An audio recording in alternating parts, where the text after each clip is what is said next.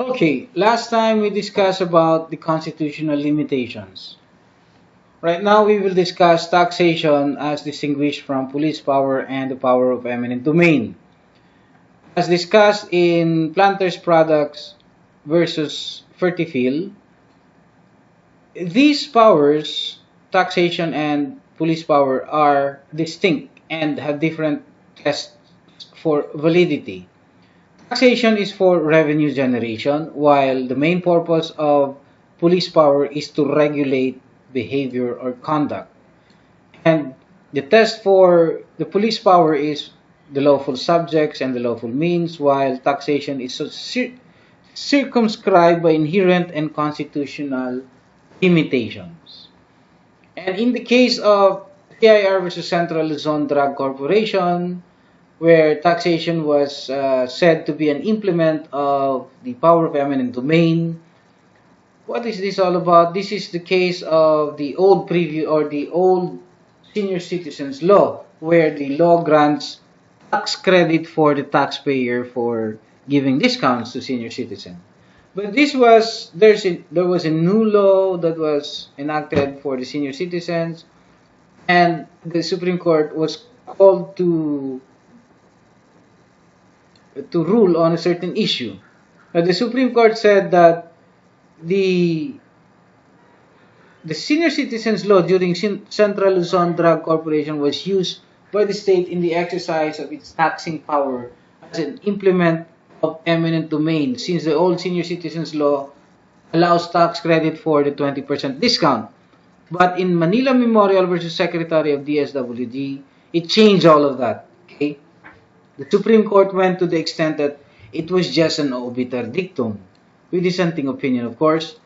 But the majority decision states that the senior citizens discount is an exercise of the police power of the state using taxation as its tool, because the 20% discount cannot be any more claimed as tax credit but as a tax deduction.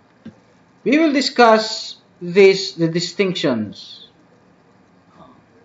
These two are different. Okay, tax credit is not synonymous with tax deduction.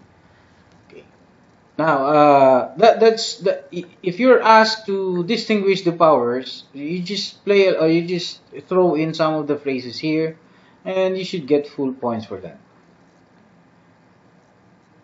Now, there is this concept of double taxation. Okay, you just read Commissioner of Internal Revenue versus Solid Bank, and the Manufacturers Life Insurance Company versus MIR. You just remember that there is no constitutional prohibition against double taxation.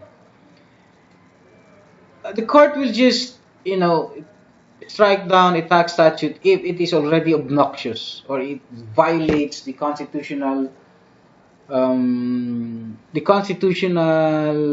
the theoretical justice, right? It is obnoxious when the taxpayer is taxed twice, when it should be once, and it is otherwise known as direct duplicate taxation. But what I'm interested in is this concept here, the international juridical double taxation. It is defined as the imposition of comparable taxes in two or more states on the same taxpayer in respect of the same subject matter and for identical periods. Now you have this taxpayer goes to country A from country B, and he earns income in country A. Country B will tax because he is a taxpayer there, a citizen. But also, country A where he goes to, country A will also tax him. That's international juridical double taxation. The same subject matter for identical periods. How do states remedy that? By entering into a treaty. Okay, in the light of ASEAN integration, this is relevant because the apparent rationale for doing away with double taxation is to encourage the free flow of goods and services and the movement of capital, technology, and persons between countries. If you do that, I mean, the host country will tax you and the home country will tax you, then what is left of the taxpayer. Taxpayer will look for a tax-friendly jurisdiction. That's where it will invest. But you just read this CIR versus SC Johnson. It was this is a fairly old case, but that's it. That's for double taxation. Just you might be asked of this.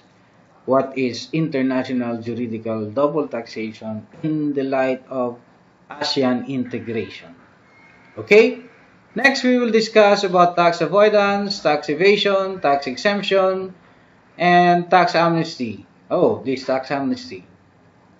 Okay, so that's about it for the distinctions and double taxation.